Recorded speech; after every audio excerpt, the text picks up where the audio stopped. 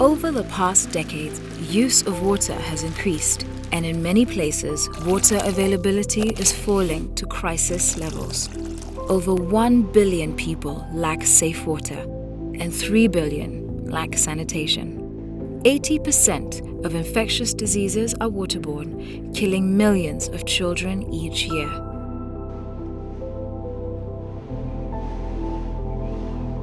Kenya suffers from regular, recurrent extreme drought in the arid and semi-arid regions of the country. These conditions have impoverished the rural population. In the year 2000, Kenya suffered its worst drought in 37 years, leaving 4 million people in need of food assistance. Further severe droughts in parts of Kenya this year have meant that once again, up to 3 million people are facing starvation. The government has declared a national disaster. More than half of the Kenyan population do not have adequate, safe water. Water and sanitation have a direct bearing to the health status of the population. You need clean water to cook. You need clean water for your domestic house. You need clean water for everything you have to do. If we have poor quality water to drink, if we have no enough water to wash our fruits and wash our hands and those kind of things, cholera and all diarrheal diseases will be there. Diarrheal diseases are the leading cause of hospitalization. So as a Kenya Red Cross, we are trying to target those vulnerable population with no access or people with poor quality services when it comes to water and sanitation.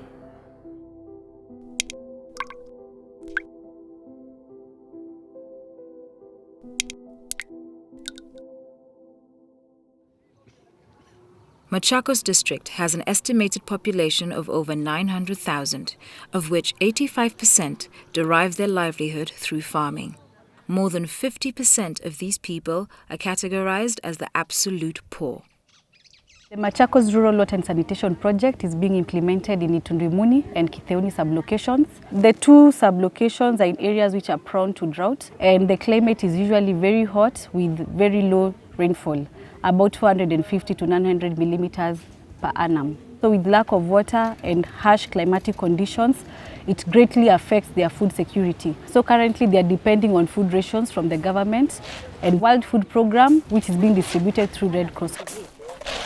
It was of interest for the IFRC to establish the long-term needs of these communities, and when they conducted their assessment to find out what are their priority needs and what are their long-term needs, water topped the list.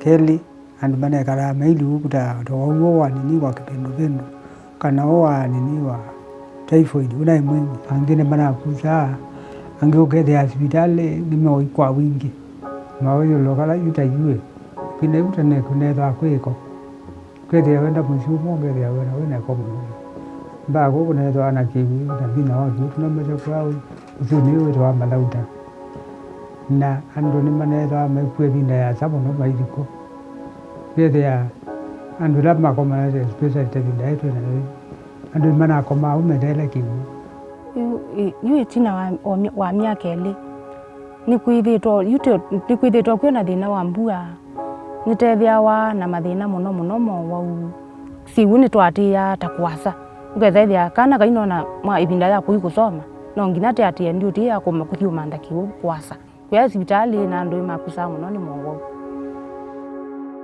Kenya Red Cross decided now we now need to change the way we do business. Do we wait for disasters and response, or can we also prepare for disasters and even mitigating them? Kenya Red Cross therefore decided to maximize on the limited rainfall that was available through the construction of various harvesting technologies, such as earth dams, subsurface dams, and shallow wells. For this particular project, we are partnering with Spanish Red Cross and the International Federation of Red Cross and Red Crescent Movement. And we have direct funding from European Union. As Kenya Red Cross, we go work with the community for them to identify which structures need to be rehabilitated, which structures need to be constructed, and then we just work hand in hand until the project is completed. So the project is being implemented in Kitheuni and Itundimuni sublocations, of which in each area we are doing 6 systems. We have 4 earth dams. We have some shallow well construction, about 12 of them. We did a spring protection. We excavate the place around the spring hole, put hardcore, and then build that into what we call a springboard. So we are getting water direct from the withdrawal pipe. It's purely safe for consumption. Then we have seasonal rivers which have a lot of sand. We did some subsurface dams. Those are what we call the sand dams. Just putting wells across the river and try to get to accumulate more water in the sand, then get infiltration galleries to a shallow well, then put a pump, and then the water can be improved in terms of quantity and quality. Due to the severity of the drought, some of the water points have been failing to produce water.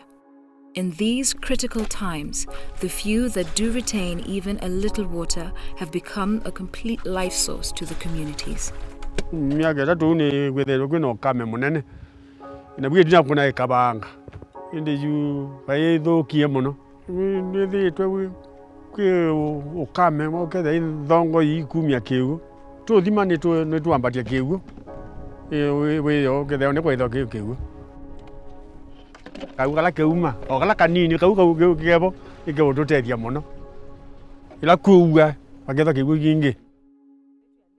Alongside the new structures, Kenya Red Cross is concentrating on the need for a participatory approach with the rural community through targeted training and awareness programs on water and sanitation.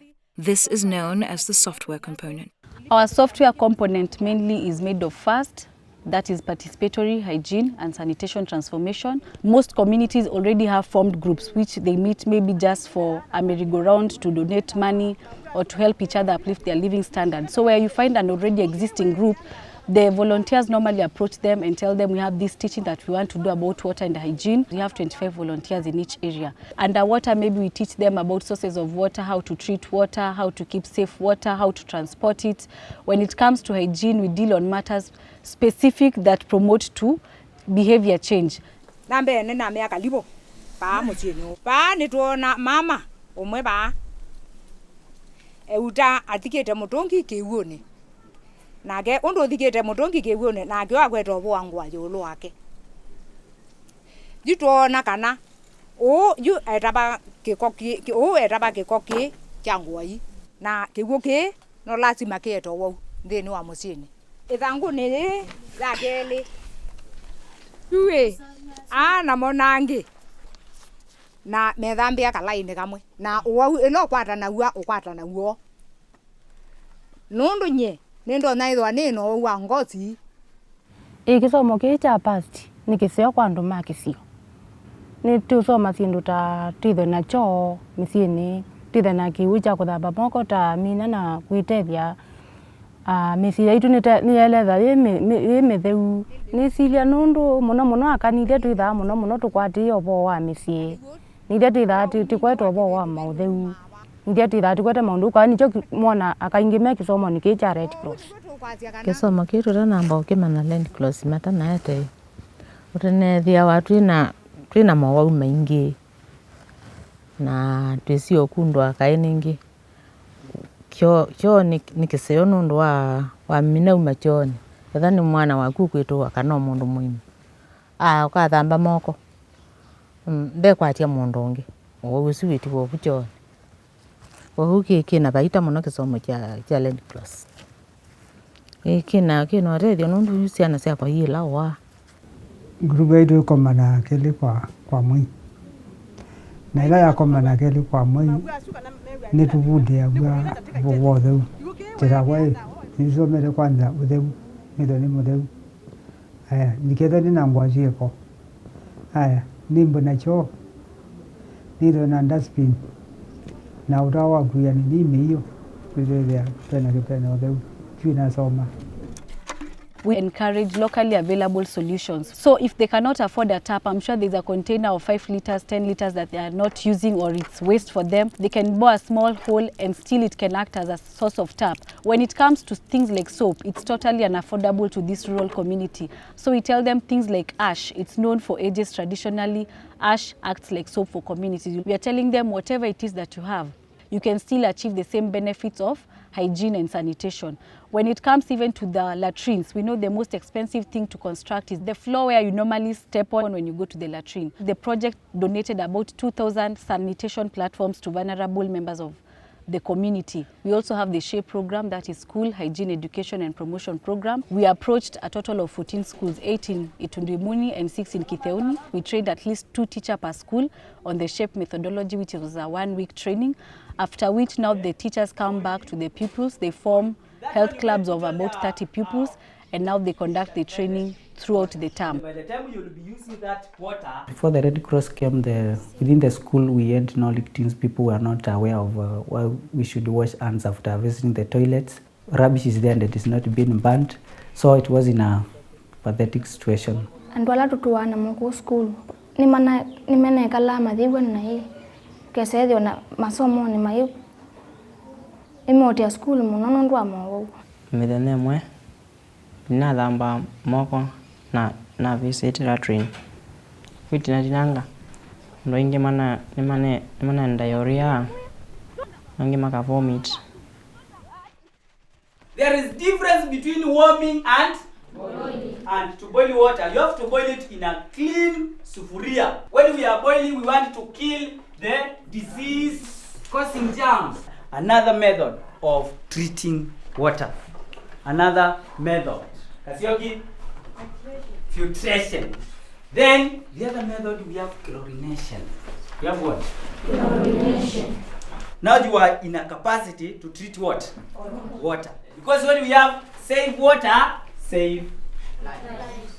Yende kumebinda yu kukopiko na yu ila matufundishe yolua kiwu na kusie mwawa tuma choni kuthamba moko uitumia sabuni kana mu Ni abundisi ando undo thamba moko mauma choni ono munde ni vomiting ni siende non decrease na kumabu nende wane kumata vya ubowa sweep program. We also do operation and maintenance training for communities.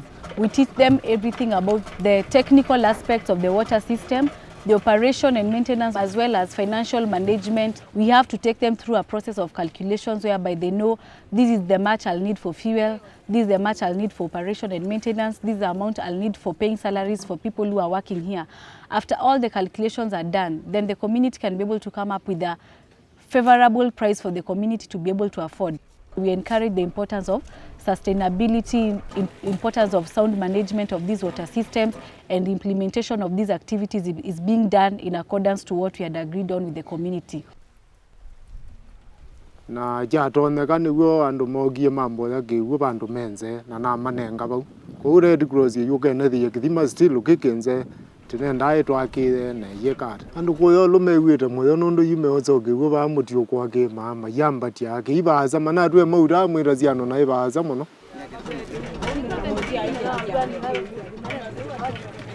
giki admina usewe gitu tethetie na kuutake iguo na kuikundu kwasa kethe ita kupepewa kiimono choni kisio kwa unywa uitwe kamemba niwe ba manele alabu mutongi omwayu tekuutake iguo na silingile komiti inde bata otsobea keiguo azobea masine na izobea keiguo kwana withe nita mbeze ila tata ba na ila tuma cia ba manthi nita akaundini unduka koma kama kanange kabata ikosa mbeza tukekata tukawachuma kingi tukekea kiwo kiti kiyate maendeleo nundu tukabando zindu tukatesa.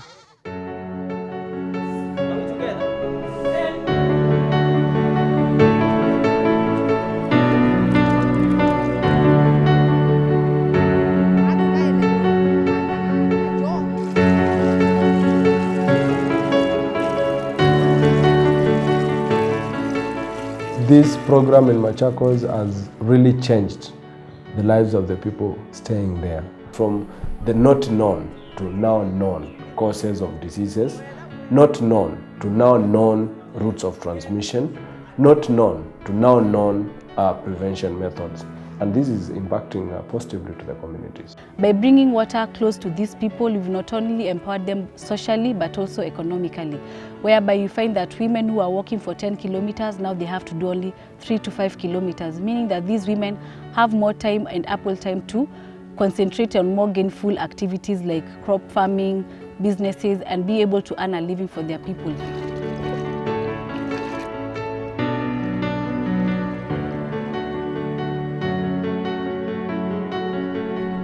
If the Red Cross continues to educate the community about the importance of hygiene and sanitation, then many diseases whereby especially the waterborne disease might be reduced, and those who have been taught like me try to teach the others about the importance, then these cases of disease might be minimal.